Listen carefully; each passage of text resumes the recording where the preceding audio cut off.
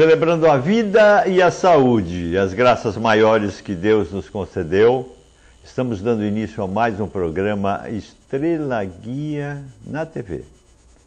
A você, minha telespectadora amiga, a você, meu telespectador amigo de Santos, São Vicente, Praia Grande, que sempre nos honram com a sua audiência, o nosso agradecimento, estendendo esse agradecimento também a essa maravilhosa equipe de produção aqui da TV Com, Gisele, Reale, Marcelo, Fernando, Vitor, Thaís, Dayana, que sempre com seu trabalho honesto, esqueci alguém não, né?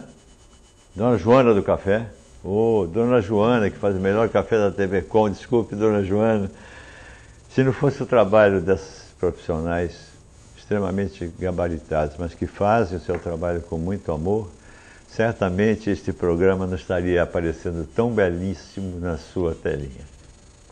Mais uma vez nós estamos aqui, o Estrela Guia procurando trazer assuntos de relevância, informação, assuntos para reflexão e pensamento da nossa sociedade, assuntos que merecem ser discutidos, entre aspas, né? Para isso, nós trouxemos aqui a nossa amiga Djamila Ribeiro. Djamila, muito obrigado por estar conosco hoje, por ter aceito o nosso convite nessa sua agenda corrida aí. Eu que agradeço pelo convite de estar aqui e poder falar sobre esse meu trabalho e sobre o que eu acredito.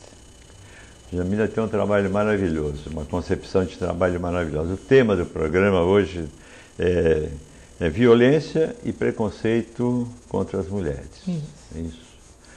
Mas não pensem vocês que nós vamos trazer... A Djamila é uma ativista revoltada, não. É uma pessoa extremamente preparada.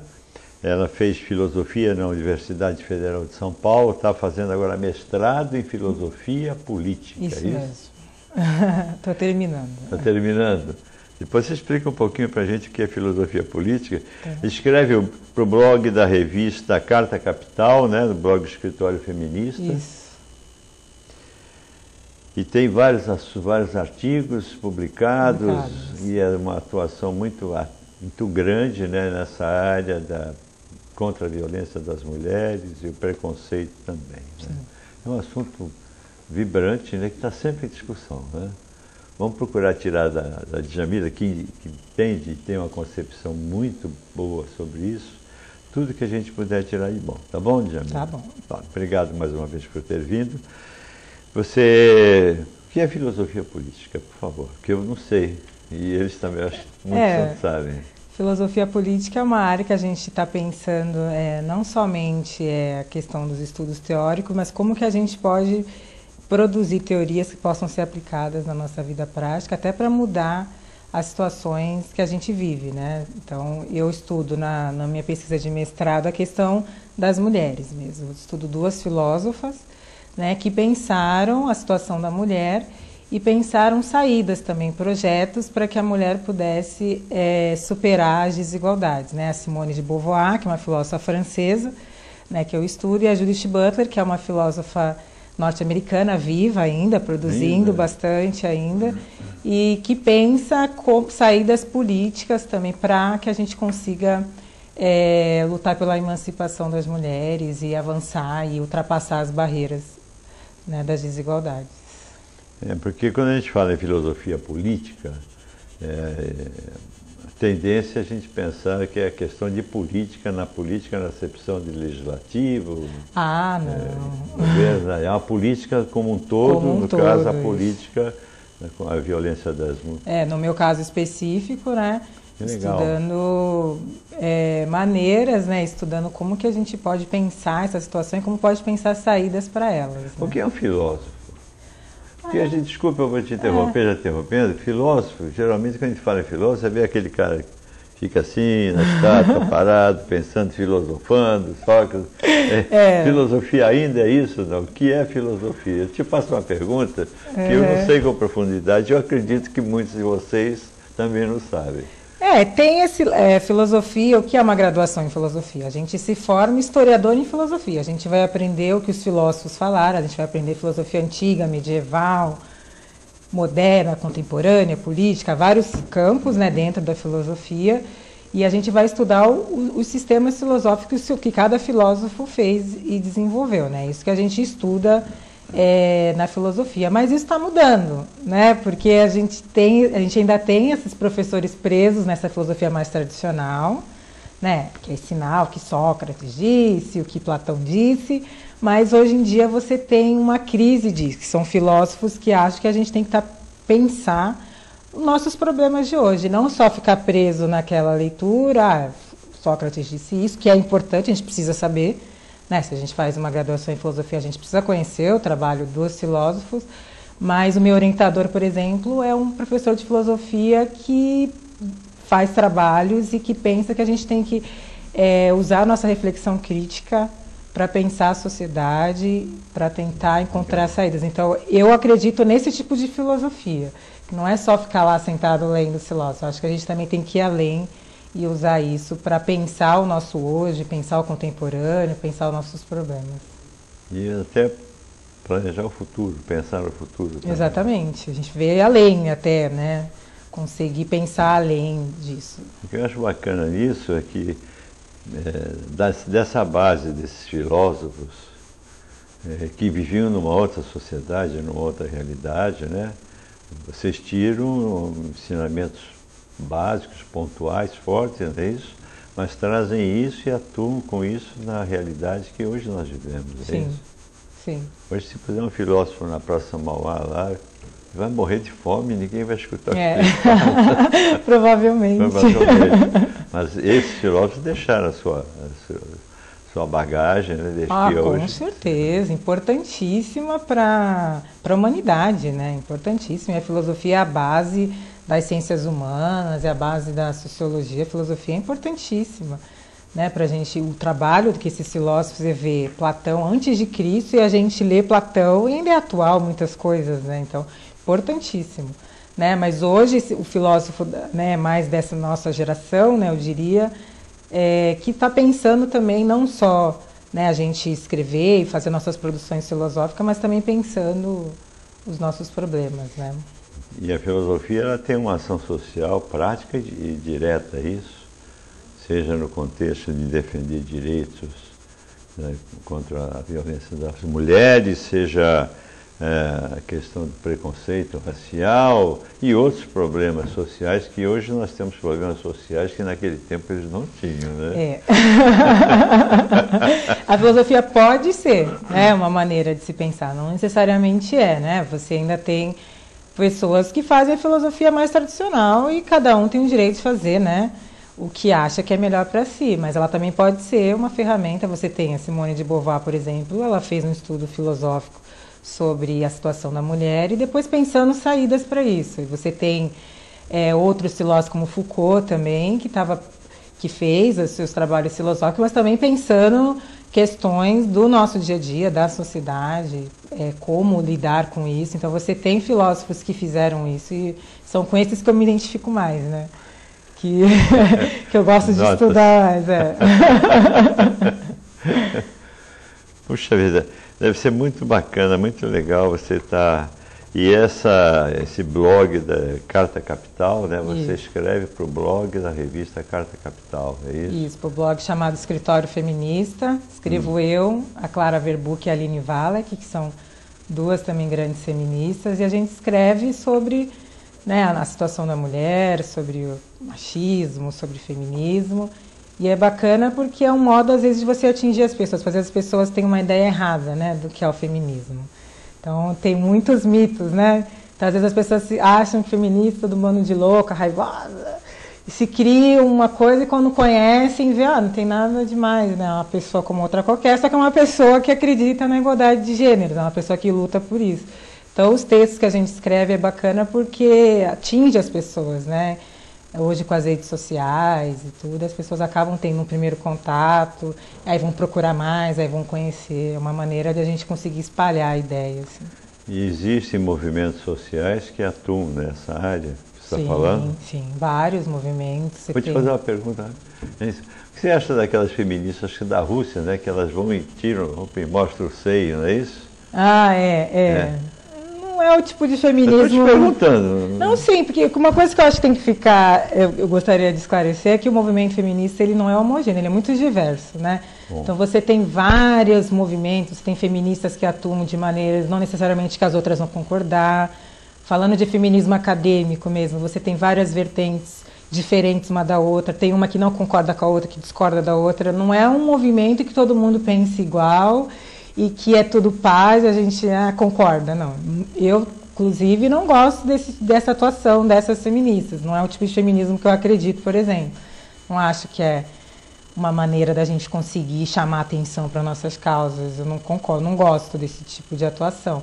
É que eu sempre falo, gente equivocada tem em todos os lugares, no feminismo também tem. Todos os lugares, isso não é algo que só as feministas são, não. Isso é coisa do mundo, do ser humano. Então, no feminismo, às vezes a gente vai encontrar, não necessariamente a gente vai concordar. Talvez até porque seja na Rússia, e que na Rússia certamente não permitiriam que elas fizessem esses artigos de movimentos sociais. Eu acho que é a maneira que elas encontraram de dizer alguma coisa. De se manifestar, é a única maneira que pode, até que não é ruim, né? Mas tudo bem. Não acho ruim, só não é a minha maneira de atuar, mas eu acho que as outras maneiras podem existir. Qual é a sua opinião, qual é a sua avaliação? A violência contra as mulheres. Na televisão a gente todo dia vê, tem estatísticas alarmantes de mulheres que sofrem a violência. Eu, quanto conselheiro tutelar e depois também como participante da Estrela-Guia, já tive a oportunidade de estar envolvido nisso. Qual é a tua opinião, como você vê a violência contra as mulheres? É um assunto muito importante, né, da gente discutir, porque às vezes as pessoas têm a ideia de que isso não acontece, né? Ou que só acontece nas camadas mais pobres. Violência doméstica é algo que acontece em todas as camadas sociais, né? É um problema grave no Brasil.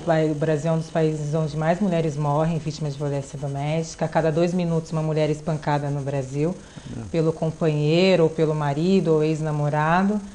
Né? E muito disso está ligado à nossa cultura, né, machista, né? Porque a gente vive numa sociedade onde um homem é ensinado que a mulher é posse dele, né, propriedade. Não vai ficar comigo, não vai ficar com mais ninguém. Né? Isso não tem a ver com instrução, grau de instrução, porque você vê pessoas com faculdade, isso não tem a ver com grau de instrução. É muito ligado a essa nossa cultura ainda do homem achar que a mulher é dele, né, e não pode dizer não a ele, não estar mais com ele, né? Então, isso é um problema sério que a gente enfrenta e a gente ainda não tem toda a assistência a essas mulheres quando querem sair dessa relação abusiva, né? Você tem a Lei Maria da Penha, que é importante, que foi uma vitória, inclusive, do movimento feminista, mas, para além da lei, a gente precisa sensibilizar os operadores de direito também, né? Não adianta só ter a lei, se a mulher vai lá ser atendida na delegacia, a pessoa tratá-la mal, não entender a situação dela, fora que não tem muitas casas-abrigos também, se a mulher quer sair de casa, às vezes não tem condição financeira, vai para onde? Então ainda falta muito apoio do poder público, inclusive, para essa mulher que quer sair dessa relação e muitas vezes não tem condição financeira e não tem estrutura, né, para sair dessa relação. A gente, a todo momento, a gente vê no noticiário que as mulheres são assassinadas porque terminaram uma relação e o ex não aceitou e vai lá e ele esfaqueia, enfim, ele mata a ex dele porque ele não aceita, né? Eu quero aprofundar um pouquinho nessa ação, porque você tem um conhecimento grande, mas tem a palavra escrita break, tem o break, que nos obriga a dizer que o primeiro bloco já terminou e eu peço licença a você que nós passamos um breve intervalo. Não saia daí, o programa Estrela Guia na TV volta já já.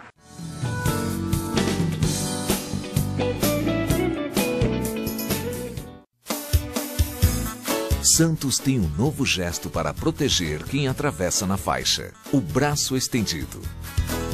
Toda faixa de pedestre sem semáforo agora é faixa viva. Quando for atravessar, estenda o braço com a palma virada para os carros. Quem estiver dirigindo deve respeitar esse sinal e parar. Juntos, vamos fazer um trânsito mais seguro e humano. Antes de contratar a filmagem de sua festa ou empresa, consulte a Godoy Multimídia. Produção em vídeo com preço acessível. Faça sua empresa aparecer com os nossos institucionais. Eternize suas festas em vídeos inesquecíveis. Peça um orçamento.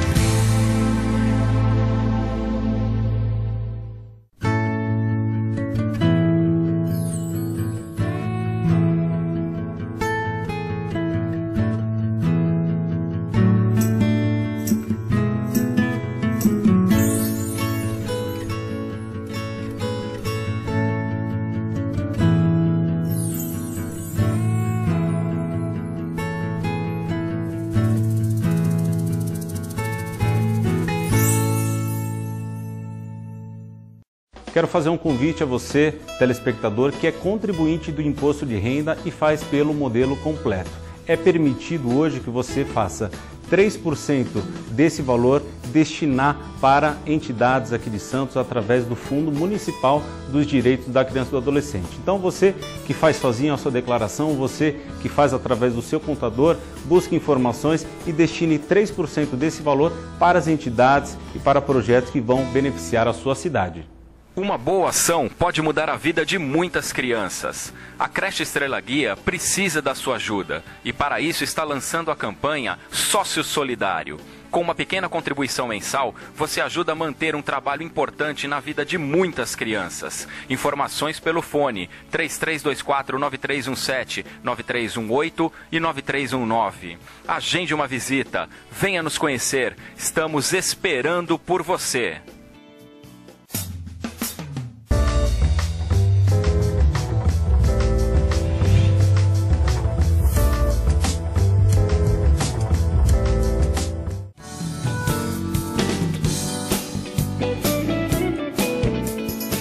Você está assistindo ao programa Estrela Guia na TV. Hoje nós estamos falando com Djamila Ribeiro, filósofa, está fazendo mestrado em filosofia. E o tema é a violência contra as mulheres e o preconceito também. Nós estamos conversando, né, Djamila? Nesse momento sobre violência, né? Então a gente está conversando. Por quê? O que é que está falhando no sistema? A Lei Maria da Penha era muito clara, né? E ela veio para proteger. Mas o que a gente nota é que nem sempre ela consegue proteger. A gente vê na mídia aí, o ex vai lá e mata, aí você vai ver, já tinha 3, 4, 5 BOs que a mulher fez por agressão, né? Estavam separados. E por que deixa que isso aconteça? Que a pessoa vai lá e mate a ex?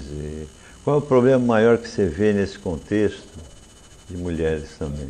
Eu vejo que falta uma maior sensibilização de quem opera a lei, né? Porque tem a lei, mas chega lá, a mulher já fez vários BOs, por que aquele homem não foi preso?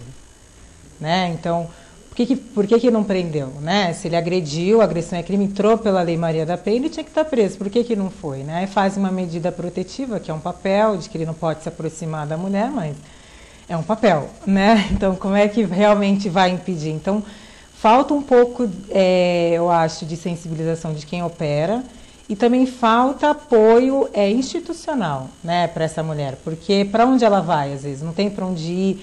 Deveriam ter casas-abrigos, deveriam ter apoio para que essa mulher pudesse sair dessa relação e a lei realmente ser aplicada como deveria, né? Se ele agrediu, ele deveria esperar o julgamento preso, até para não colocar em risco a vida dessa mulher, né? Então a gente vê falhas também no sistema judiciário e ver falhas também do próprio governo na questão institucional de falta de apoio mesmo. Santos tem uma casa, abrigo desse tipo, não tem? Tem. Aqui, né, por questão de segurança, ninguém sabe onde fica e tudo, mas se a mulher é pobre, não tem condição financeira, né, de sair de casa, de ir para um outro lugar, deveria ter esse apoio, né, o Estado deveria garantir. Às vezes até pela periculosidade, né? Não é só também o financeiro, né? Às vezes a pessoa é tão violenta que a mulher... Eu, como conselheiro tutelar, cheguei a encaminhar uma mulher e 2 filhos para essa casa que é secreta, né? Que é a casa de proteção. Agora, eu te pergunto, por que a incidência do retorno das mulheres voltar a viver com os agressores? Por que isso? Essa é uma pergunta que as pessoas sempre fazem, né? E às vezes as pessoas são muito apressadas em julgar, falam, gosta de apanhar, né? Ninguém gosta de apanhar. Esse é Nelson Rodrigues. Né? As pessoas falam, gosta, mas ninguém gosta de apanhar, né? Eu sempre falo que é muito difícil você julgar a situação, né, de uma pessoa, você que está de fora da situação. Eu acho que são vários fatores, às vezes, que fazem a mulher voltar. Pode ser a questão financeira, pode ser o medo. Se você me denunciar, eu vou te matar. Se você contar para alguém, eu vou te matar. Também tem o medo, a questão das ameaças que ele faz. As pessoas e as mulheres ficam com medo de sair e realmente acontecer. E quando eles falam que vão matar, eles matam mesmo, né? A gente sabe. Tem a questão da nossa cultura também, né? Que tem muitas mulheres que são ensinadas... Não, você casou, você tem que ficar, ele é seu marido, ele é pai dos seus filhos. Como é que você vai mandar o pai dos seus filhos para a cadeia? Imagina como que é psicologicamente difícil para aquela mulher, né? Pai dos meus filhos, eu vou mandar ele preso. Né? O homem que dividiu a vida comigo todos esses anos. Então, são vários fatores que muitas vezes fazem com que a mulher retorne para isso, né? Não é porque ela gosta, né?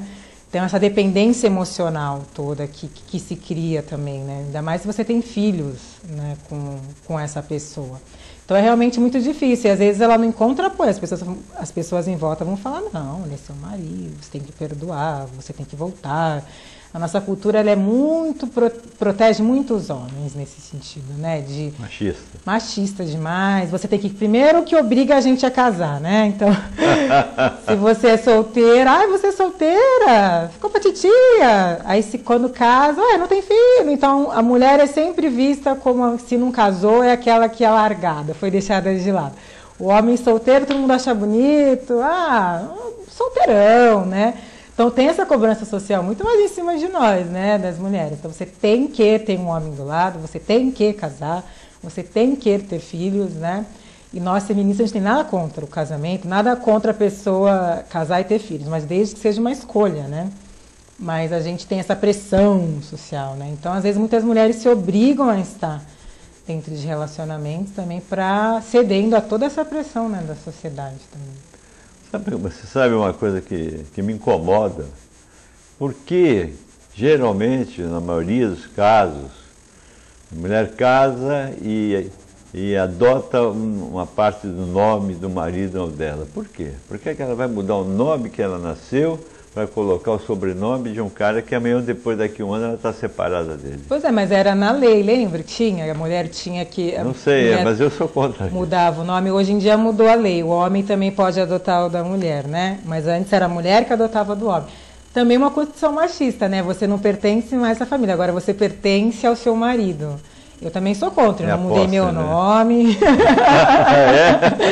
Eu não mudei meu nome, não mudaria. Mas cada um pode ficar com o seu nome, não precisa obrigatoriamente. Cada um pode ficar com o seu nome, mas tem essa questão de, antigamente se mudava só para o nome do marido, que é uma questão de agora você pertence, né, com a questão da posse a esse homem. Hoje em dia o homem pode colocar o da mulher também, mas é mais recente isso. Antes era só a mulher que botava o do homem. Aí a gente percebe como que é da cultura nossa mesmo, né? E para quebrar essa cultura leva tempo. Muito tempo. Ideia, né? Vai muitos anos. Você que está nessa luta aí, você deve saber como é que custa, né, pra gente... Mudar a mentalidade é difícil, né? Porque está muito arraigado. Mudar isso é difícil. Desculpe, você estava falando que te interrompi. Nós estamos conversando no intervalo. Não pode também ter, uma das influências é que aquela moça, aquela mulher, ela foi criada numa família que o pai batia na mãe. E ela cresceu vendo o pai bater na mãe e a mãe ficar quieta. Será que ela não carrega isso com ela? Não? Pode acontecer também, né? Às vezes ela fica tão naturalizada, aquela relação, que acha que aquilo é natural, que aquilo é normal.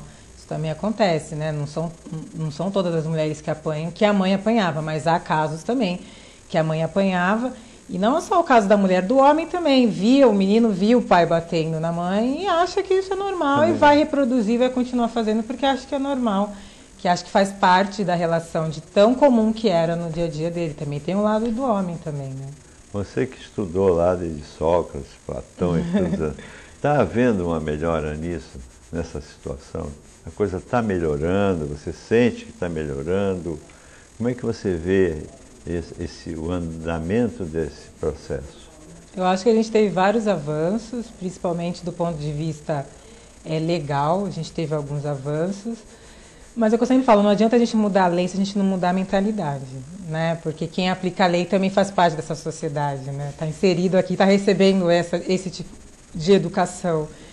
Eu penso que em relação à cultura a gente conseguiu mudar um pouco, mas ainda é muito difícil, né? Porque se a gente vê as novelas, é sempre reforçando esses papéis, você vê os comerciais, é tudo muito difícil de mudar, né? Essa cultura está muito forte. Eu percebo que a gente teve alguns avanços, mas que ainda a gente vai demorar muito tempo, eu não vou estar viva para ver. Poxa, a gente... Eu queria ver alguma coisa, então já... É que a gente acredita e eu vou fazer até o último dia da minha vida, eu vou lutar para isso. Mas assim, eu tenho uma filha, né, de 10 anos. E ela joga bola num time misto, ela é goleira, faz futsal. Aí eu vejo meninos da idade dela, que já receberam essa educação machista, mas você é menina, você não tinha que estar jogando bola, você não tinha que estar aqui. Você vê 10 anos de idade, né? Então a gente percebe o quanto que está arraigado ainda, né? E por que ela não pode jogar bola? Né? Por que não pode? É um esporte como outro qualquer. Aí você vê criança, né? Não, isso aqui é para menino, isso aqui não é para você. Então ainda é muito forte na nossa cultura, né? A gente vai demorar ainda muito tempo para mudar. Nós estamos tendo agora, eu vi na televisão, a primeira seleção feminina permanente. Seleção brasileira de futebol permanente feminina, a primeira. Agora que estão formadas, acho que para as Olimpíadas, para onde é que elas vão, né? Então você vê quanto tempo de futebol, quanta coisa de futebol. Quando as primeiras bandeirinhas atuaram no jogo, né? O pessoal olhava para a perna bonita da bandeirinha e xingava a mãe dela, que não dá para entender, né? Então agora já está isso no futebol, eu sinto que já está mais ou menos, já está meio quebrada, né? Mas isso é próprio de muita coisa para mim. Eu acho que ainda temos muitas religiões que a figura da mulher, ela... Sim, e muito. O papel da religião é um papel fortíssimo nisso, infelizmente. Mas ainda temos muito, sim, viu? Colocar a mulher como submissa, colocar a mulher como tem que obedecer ao seu marido. Infelizmente tem, e o papel é muito forte das religiões nisso. Eu sou católico de criação, estudei em escola católica a vida toda, mas por que eu não vejo uma mulher rezar uma missa? Confio nesse Papa aí, o Francisco, esse Papa aí é revolucionário, pode ser que ele mude. Isso é um exemplo, né? Uma crítica que em outras religiões também tem, né? Sim. A figura da mulher sempre é secundária, né? E então você vê até onde isso está. Mas não importa se você tem certeza que você não vai conseguir ver o fim disso e tal. O importante é aquela história do passarinho no incêndio da floresta, né? Que o passarinho no incêndio da floresta, o passarinho lá pegava uma gotinha d'água no biquinho, ela soltava no fogo e voltava. Disseram, mas por que você está fazendo isso? Essa gotinha d'água não vai apagar um incêndio desse, né? Ele disse, não faz mal, eu estou fazendo a minha parte. E eu acho importante, eu parabenizo não só você, mas todas as pessoas que estão engajadas nesse movimento em defesa da violência das mulheres, não só em defesa da violência, mas também procurando colocar a mulher no patamar que ela tem, né? Sim. E a gente tem que quebrar alguns conceitos, vamos no break, mas a gente volta depois rapidinho, tem que quebrar alguns conceitos. Você veja bem, já está mudando isso, pelo menos eu procuro falar sempre. Eu cresci ouvindo dizer, Atrás de um grande homem sempre tem uma grande mulher. Que estupidez. Né? Muita. Por que não ao lado de um grande homem sempre tem uma grande mulher? Eu acho que hoje eu estou conquistando o público feminino de uma maneira muito boa, mas infelizmente já fomos para o segundo bloco. Já temos que pedir, peço licença, claro, que a gente faça um break. É só um minutinho, o programa Estrela Guia na TV volta já.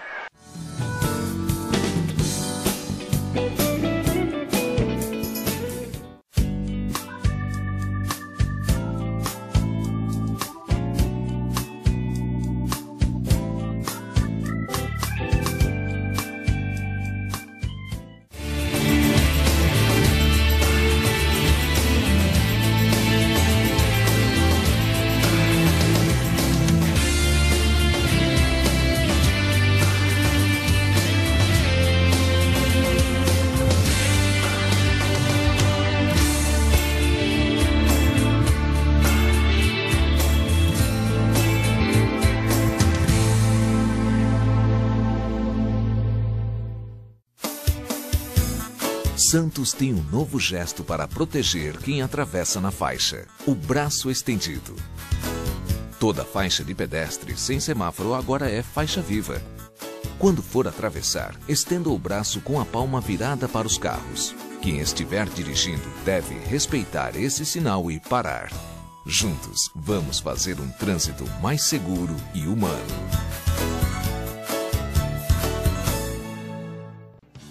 Uma boa ação pode mudar a vida de muitas crianças. A creche Estrela Guia precisa da sua ajuda e para isso está lançando a campanha Sócio Solidário. Com uma pequena contribuição mensal, você ajuda a manter um trabalho importante na vida de muitas crianças. Informações pelo fone 3324-9317, 9318 e 9319. Agende uma visita, venha nos conhecer, estamos esperando por você.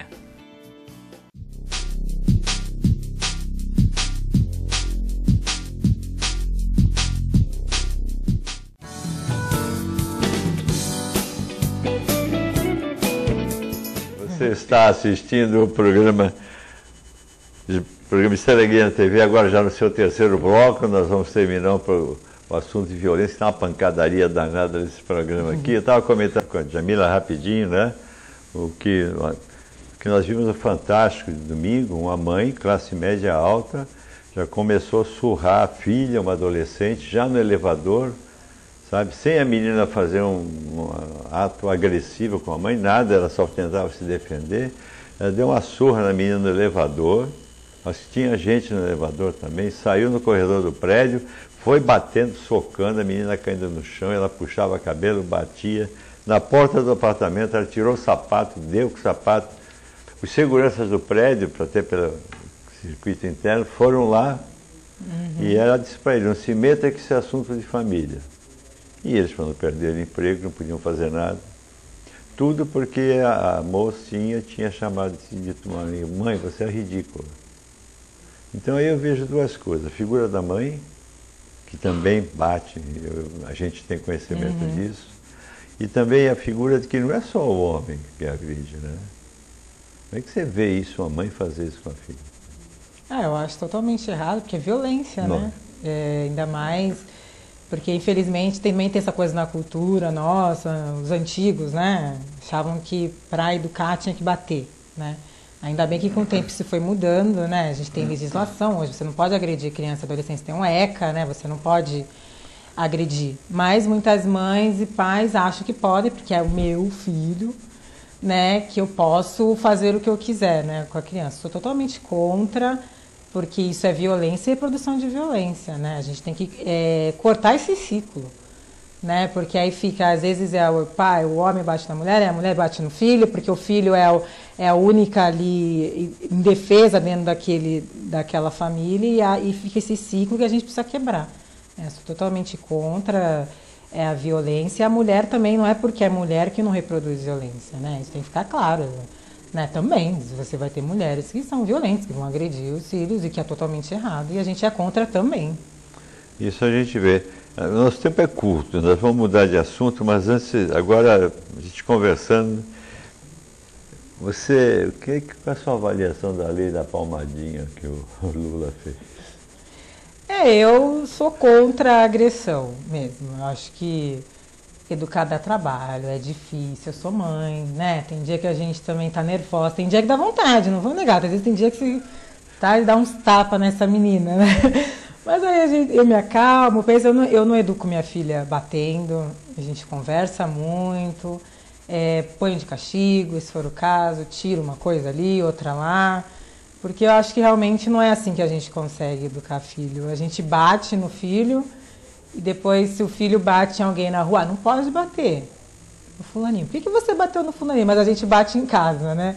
E a gente acha que a melhor educação é pelo exemplo. Se eu bato, depois eu vou reclamar que ele bateu em outra pessoa, né? Eu sou contra a violência física. Acho que isso deveria ser banido mesmo, né? Conheço pessoas que educam seus filhos assim, mas sou totalmente contra. Não bateria na minha filha. Ela é um ser humano, ela é um indivíduo. Eu não acho que a gente trata o filho muito como posse nossa. Ela é um indivíduo, ela é uma pessoa, ela é um ser humano. Eu não tenho o direito de agredi-la, né? Mesmo sendo mãe dela. Você há de convir que não é fácil, né?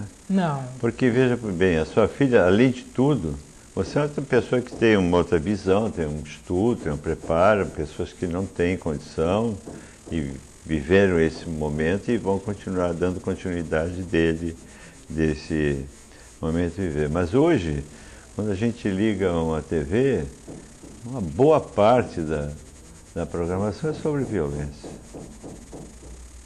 E a criança nasce vendo violência na televisão. Uma boa parte vai precisar de convir comigo, não sei se você concorda, mas existe isso. Então, aquilo também traz à criança uma cultura de dizer, bom, é violência. Vamos lá, uma professora ficou com um problema de coluna, se aposentou da prefeitura, porque um aluno adolescente ainda pegou a mochila e deu nas costas dela, porque ela virou, porque ela chamou a atenção dele. Chamaram o pai e falou, não, eu ensino mesmo ele a fazer isso. Aí fica complicado. Fica complicado, né? Vamos parar um pouco a violência? Sim. Então, a gente acaba se batendo aqui. Mas eu acho que é muito importante o que foi falado. Eu estou esquecendo da creche, gente. No próximo bloco eu vou falar alguma coisa da creche. Você tem um trabalho também na área do feminismo, né? Eu tenho aqui algumas anotações que você me apresentou, né? Feminismo branco. Fala um pouquinho sobre isso, feminismo, como começou esse movimento. Então, o movimento feminista aqui no Brasil ele teve início na segunda metade do século XIX, né? As mulheres lutando pelo direito ao voto, direito ao trabalho, né? É o primeiro momento que a gente chama de primeira onda do movimento feminista. A segunda onda, mais para a década de 70, as mulheres lutando pelo direito ao corpo, à liberdade sexual, contra a ditadura militar. E na terceira onda que se começa a discutir mais essa questão da diferença das mulheres, que nós mulheres não somos iguais e a gente precisa tratar isso, dar mais atenção a isso, né? Então, quando fala feminismo branco, é uma crítica que nós feministas negras fazemos para as feministas que não percebem que nós mulheres não somos todas iguais, né? Porque o feminismo, de uma maneira geral, tratou a questão da mulher de maneira universal, nós mulheres. Só que nós mulheres quem? Né? Se a gente não fizer essa pergunta, a gente acaba deixando de fora muitas outras mulheres. Então, o movimento feminista acabou sendo, boa parte dele, durante muito tempo, um movimento formado por mulheres de classe média, brancas, que se esqueciam que existiam mulheres pobres, mulheres negras, mulheres indígenas, e que nós não temos a mesma realidade. Então, quando a gente fala feminismo branco, para essas feministas que ainda não perceberam que precisa trabalhar as questões específicas de cada mulher. Quando fala de mulher, tem que se pensar, qual mulher? Ah, é a mulher indígena? Porque a mulher indígena precisa de coisas diferentes de uma mulher branca, classe média de São Paulo. Né? Então, são realidades diferentes e a gente precisa ter esse olhar para as realidades das mulheres. Dentro desse ser mulher, contém várias mulheres. Né? Falar numa mulher só é deixar de fora muitas outras. E a gente até hoje tem gravado por Leila Pinheiro, né? Que grávida de biquíni, acho que é Leila Pinheiro. Leila Diniz. Leila Diniz, perdão. Eu, pela minha idade, naquela época, estava bem antenado no que se passava na sociedade. Foi um escândalo terrível. Biquíni. Grávida. Uma mulher grávida de biquíni. Foi um escândalo, sabe? Então, para mim, eu acho que ela foi uma batalhadora. Ela abriu um caminho, né? E eu creio que você está falando agora uma coisa muito, muito importante. Dentro do próprio processo feminista existe ainda essa não compreensão de que cada caso é um caso. No Japão é um caso, aqui é outro, né? Isso, exatamente. No Brasil, como é que isso procedeu? Como é que isso cresceu? Nós tivemos encontros? No Brasil, nos Estados Unidos começou na década de 70, as feministas negras começaram a cobrar, olha, a gente quer estar incluída também aqui dentro, as mulheres que vocês estão falando não somos nós, né? Aqui no Brasil começou no final da década de 70, começo de 80, teve encontro de mulheres em 79, né, que já começou a ser discutido, mas um grande marco foi em 85, o encontro latino-americano das mulheres em Bertioga, foi aqui em Bertioga, aqui do ladinho, em que as feministas negras, principalmente, começaram a ganhar voz e falar, olha, a gente quer ter a nossa voz incluída aqui também, porque a gente não está se sentindo parte disso. Aí começou, o feminismo negro ganhou força, as feministas negras começaram a formar suas organizações, a produzirem intelectualmente, fazendo trabalhos que questionavam esse modelo, até então tido como universal, mas que não dava conta, né, universal tendo como ponto de partida quem, né, e começar a discutir que não, a gente precisa trabalhar as questões específicas, senão a gente deixa de fora, não adianta nada ir lá, a mulher de classe média lá lutar pelo direito das mulheres e esquecer que a empregada negra dela em casa também é uma mulher, né, e que ela também precisa de direitos, e que ela também precisa ser atendida, que ela também tem necessidades diferentes das delas, inclusive, né, então se a gente tem que trabalhar por políticas públicas, a gente tem que trabalhar também as questões específicas, porque a mulher negra sofre com racismo também, além do machismo. Então, se a gente não perceber isso, a gente deixa essa mulher lá de fora, né? A gente cria políticas públicas que vão beneficiar um tipo de mulher e vai deixar aquelas outras lá de lado. Então, a gente tem que lutar por políticas para todas, sempre lembrando que nós não temos as mesmas realidades. Você falou... A mulher é feminista, ela vai defender os direitos e esquece a empregada preta que ela está em casa. Isso também está mudando, né? Hoje, doméstica já não obrigatoriamente tem que ser preta, não é isso? Na própria televisão, nas novelas de TV, Globo, entre todas, né, já era uma chapa fria, né? A empregada da casa, o corpo tinha que ser preta, não é isso? Agora não, agora as mulheres negras já estão na frente, são atrizes de ponta, né? Atrizes principais das novelas. Você vê isso, essa mudança, sente isso? Eu sinto que mudou pouco ainda. Assim, acho que a gente vive num país 52% de população negra, né? E se a gente liga a TV, a gente ainda é muito pouco representado, né? A gente precisa de mais representação. Apresentadoras negras a gente quase não tem, atrizes é uma ou outra, então a nossa mídia também ainda é muito racista, né? Por quê? Mas por que a empregada negra? Nessa questão é bem legal a gente falar, porque tem um contexto histórico, né? O Brasil foram 354 anos de escravidão, muita coisa, né? Um país que tem 514 anos, a gente só tem 160 anos de não escravidão. Então, os reflexos disso ainda estão muito presentes na sociedade, né? Então, a população negra ainda não tem as mesmas oportunidades, mas a gente carrega todo esse histórico, né, de escravidão e depois de pós-abolição, de falta de medidas para incluir a população negra, enfim.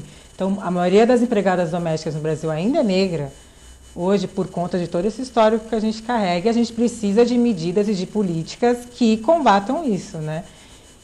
Mas na mídia é uma briga nossa, a gente arruma umas brigas de vez em quando, por conta dessa falta de representação, né? Eu sou da geração Xuxa, eu cresci não me vendo, imagina como é doloroso você não se ver.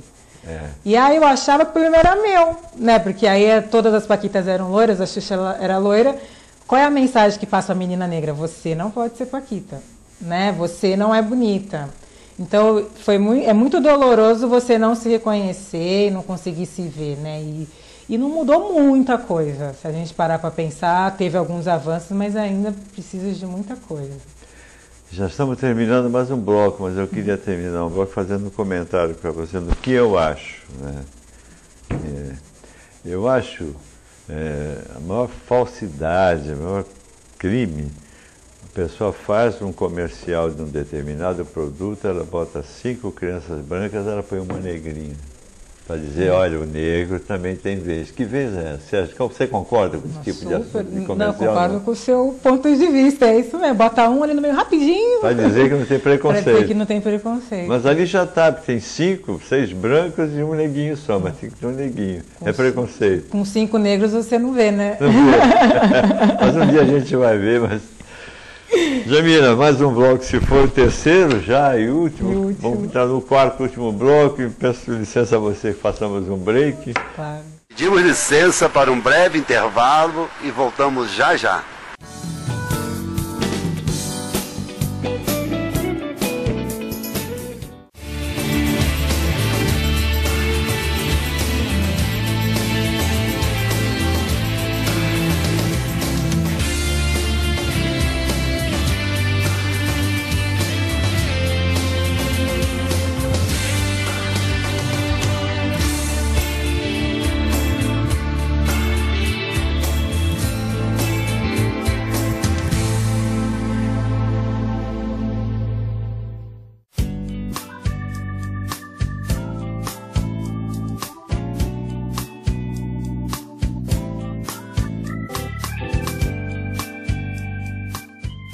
Antes de contratar a filmagem de sua festa ou empresa, consulte a Godoy Multimídia.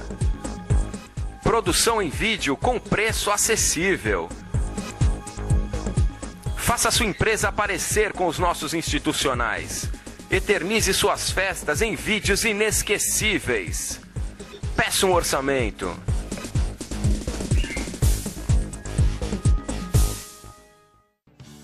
Uma boa ação pode mudar a vida de muitas crianças. A creche Estrela Guia precisa da sua ajuda e para isso está lançando a campanha Sócio Solidário. Com uma pequena contribuição mensal, você ajuda a manter um trabalho importante na vida de muitas crianças. Informações pelo fone 3324-9317, 9318 e 9319. Agende uma visita, venha nos conhecer, estamos esperando por você.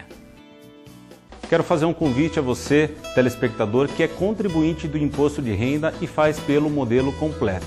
É permitido hoje que você faça 3% desse valor destinar para entidades aqui de Santos através do Fundo Municipal dos Direitos da Criança e do Adolescente. Então você que faz sozinho a sua declaração, você que faz através do seu contador, busque informações e destine 3% desse valor para as entidades e para projetos que vão beneficiar a sua cidade.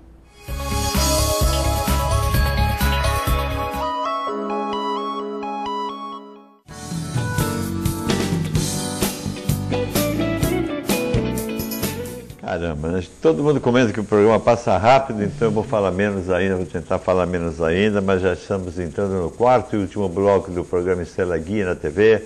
Já foi passada muita coisa importante sobre a questão de violência contra a mulher, que sempre tem coisas novas e é importante que a gente não deixe esse tema morrer, que a gente esteja sempre abordando isso, porque a violência, que nem ela falou, a cada 2 minutos, né, a mulher apanha, caramba. Podiam dar um tempinho a mais, mas tudo bem. Podiam não bater mais. E nós temos pouquíssimo tempo para esse quarto e último bloco. Eu queria, se você me permite, antes que a gente termine, primeiro falar da nossa Estrela Guia. Né? Você manter uma entidade filantrópica, que atende 110 crianças e famílias, um bom atendimento, com uma boa qualidade de atendimento, requer muitos recursos. A Prefeitura colabora com uma parcela, que obviamente não cobre os custos, mas a gente tem que trabalhar muito. Então nós, dia 8 de maio, gravem bem que é especial esse, dia 8 de maio, no Clube 15, 8 de maio é uma sexta-feira, no Clube 15 nós vamos ter mais uma belíssima Noite da Pizza. Pizza maravilhosa, gostosa, rodízio, você come à vontade, tá? Precinho baratinho, eu não trouxe o convite ainda, que saiu hoje, mas eu vou trazer. Você pode e deve, a gente precisa que você faça isso. São voluntárias, são voluntários que largam suas coisas e vão lá trabalhar. em prol de amparar crianças e famílias também, nesse sentido, até do assunto de hoje, que a gente precisa da nossa ajuda, da ajuda de vocês. Nós todos somos voluntários.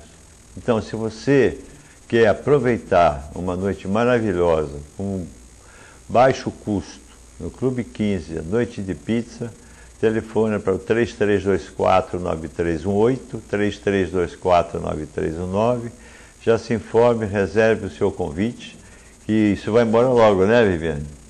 Vai rapidinho, vai, sabe?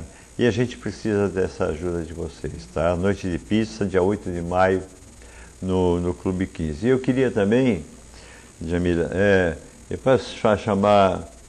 Nós temos pessoas que nos ajudam. Fernando Empório Santo, Trigo Santo, na Almirante Cochrane 105, ali no Canal 5, perto da Epitácio. Olha só que balcão de doces, pães. Olha, aqui é a parte do salgado, a empada, a torta.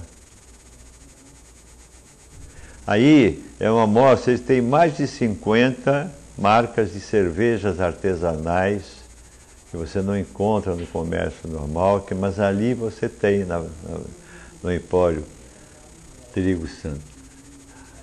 Olha só esse balcão de doce, não dá uma fome, não dá? Hein?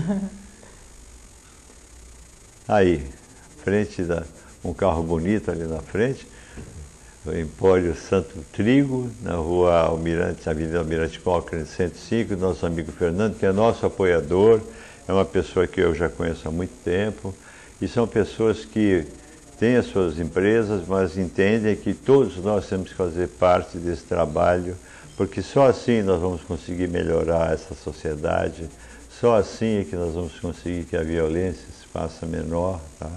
E que haja muito mais amor, muito mais solidariedade entre as pessoas da sociedade. Obrigado, Fernando, obrigado a você por esse apoio todo, tá? Que Deus te abençoe. Vamos continuar, Jamila. Depois ainda tenho que agradecer um monte de gente aqui, mas tudo bem. Nós estamos falando de feminismo e de espaço. Qual é a sua opinião sobre essas cotas em faculdade? Então, eu sou a favor das cotas nas universidades por conta de todo esse histórico que eu falei no outro bloco, né? A população negra, ela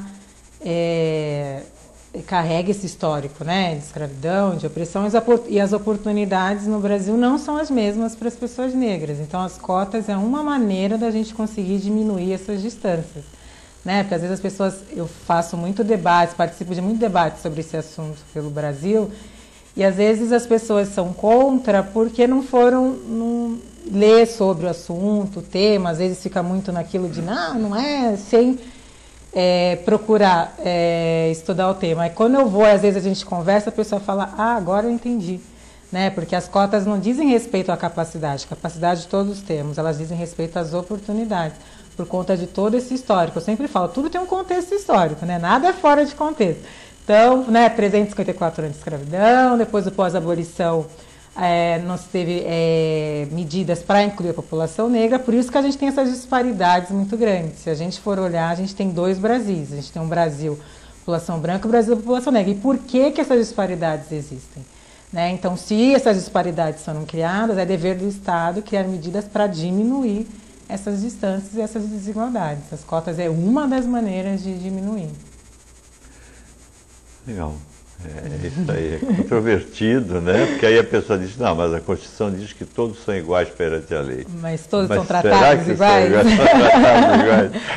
Os tratamentos são, né? Mas... A mesma coisa na questão da política, né? Há uma reserva de voto para candidatos a vereadores, essas coisas. O partido tem que apresentar um percentual de candidatas mulheres. Isso, a cota de 30% para as mulheres nos partidos, porque a gente ainda tem muita dificuldade de representação feminina, né, na política. Mas essas cotas, muitas vezes, elas só são cumpridas, os partidos colocam porque tem que cumprir, mas aí não apoia a campanha, sem dinheiro você não ganha, então, às vezes fica muito para inglês ver, né? Precisa de apoio mesmo, essas candidaturas, para que a representação feminina no Congresso é ínfima. Fica somando o voto picadinho de cada uma para ajudar a eleger...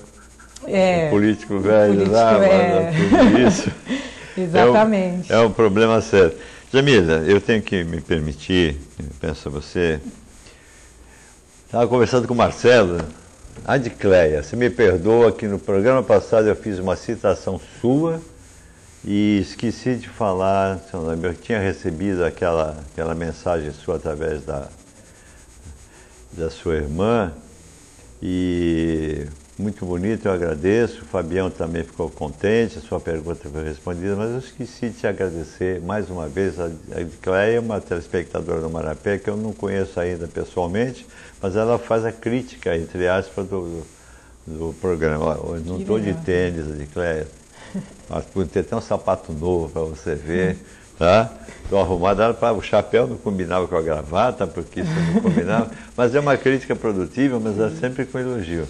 Nicléia, eu te agradeço de coração, continuo reiterando que você representa a pessoa da mulher na vida do programa Estrela Guia, tá? Tanto você, Ana Regina também, Ana Paula, Ana Cristina, a Mara, tantas mulheres de valor aí que fazem com que a gente se sinta feliz por estar aqui nessa vida, nessa terra, que colaboram com o nosso programa. Na creche nós temos a Alessandra, temos a Matilde, temos a Viviane, enfim, eu ficaria aqui e gastaria um programa agradecendo a Adicleia. Muito obrigado pela sua mensagem, pela sua carta. Eu aguardo que você tenha me perdoado e que você continue participando de uma forma mais ativa. Hoje eu não vou esquecer. Eu sempre esqueço. Ó, primeiro, eu queria que você recebesse essas flores, tá? Em nome de toda a comunidade da Estrela Guia, tá? As flores amarelas, agradeço, são suas, leve isso, isso aí tem muito amor, viu? E esse certificado de agradecimento também, porque todas as pessoas que participam do nosso programa, a gente tem uma forma única de agradecer, e essa forma também, ela é única. Muito obrigado por você estar conosco, por essa aula que você deu de sociologia, de sociedade, da violência. Eu tenho certeza que muitos telespectadores e telespectadoras tenham mudado de opinião ao ouvir tudo aquilo que você passou no programa de hoje. Eu quero te agradecer a presença de você, agradecer aos telespectadores, telespectadoras amigas, mais uma vez pela audiência, tá? Eu acredito também que muita gente vai parar de apanhar do marido, ficar quieta, né? Tem lugares para procurar socorro e ajuda, sim. Eu queria agradecer a você, minha telespectadora, meu telespectador Santos São Vicente Praia Grande, por mais uma vez estar conosco aqui. Que sejamos felizes, que a mulher seja mais respeitada, que haja mais justiça para a mulher, que a gente se lembre principalmente de uma coisa: se nós estamos aqui, todos os homens estão aqui nessa terra, é porque existiu uma mulher que nos gerou e nos pariu, nos deu a vida. Existiu uma mulher, e é graças a uma mulher que nós todos estamos aqui. Eu acho que isso é mais um motivo para que a gente possa representar e agradecer um pouco às mulheres. Já encerrou, mas a gente dá um jeitinho, eles dão um jeitinho. Eu que gostaria de agradecer o convite, agradecer a Viviane, eu gostei muito de ter participado. Quem quiser saber mais, só entrar lá no Facebook e a gente continua conversando. Obrigada pelo convite. Que Deus te abençoe e que você continue nessa luta com tantas outras pessoas em busca disso, que é muito importante.